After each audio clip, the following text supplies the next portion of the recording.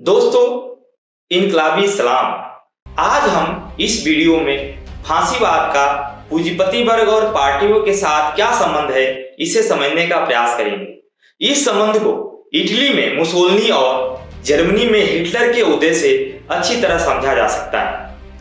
1922 में मुसोलिनी जब इटली की सत्ता पे काबिज हुआ था, उसी समय उसकी फांसीवादी पार्टी की ताकत ज्यादा नहीं थी। कई सारी पूंजीवादी पार्टियों के बीच उसकी पार्टी एक छोटी सी पार्टी थी। 5 बार प्रधानमंत्री रह चुके जेंटिल ने जब मुसोलिनी को अपने गठबंधन में शामिल किया, तब जाकर मुसोलिनी की पार्टी को 1921 के चुनाव में 7% वोट मिले। समूचे गठबंधन को तब करीब 20% वोट मिले थे, जबकि समाजवादी पार्टी को इस चुनाव में करीब 30% मत मिले थे। तब भी इस छोटी सी पार्टी के नेता मुसोलिनी को पूंजीपति वर्ग और पूंजीवादी पार्टियों ने 1922 में सत्ता में बैठा दिया। मुसोलिनी का सत्ता पर काबिज होना ना किसी जन आंदोलन का परिणाम था, ना कोई मध्यम वर्ग की क्रांति, जैसा कि मुसोलिनी के बाद में प्रचारित किया।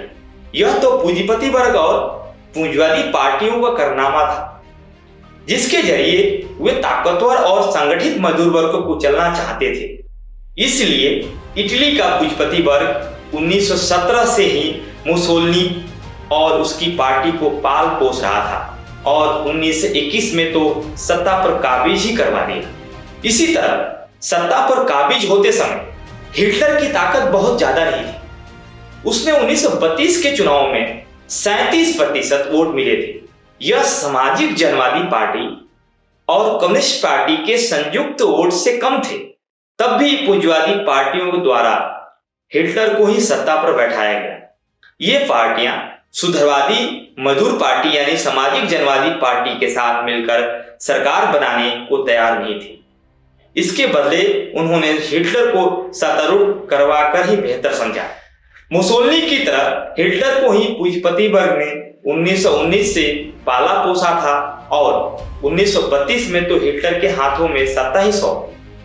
दोनों ही देशों में फांसीवादी सत्ता कायम होते समय जमीनी स्तर पर कई समस्याएं थी। जनता के बीच व्यापक तौर पर असंतोष फैला हुआ था। मजदूरों के हालात बहुत बुरे थे और वे निरंतर हड़ताल कर रहे थे। मजदूर क्रांति, समाजवादी क्रांति का खतरा पूंजीवादी व्यवस्था के ऊपर मंडरा रहा था।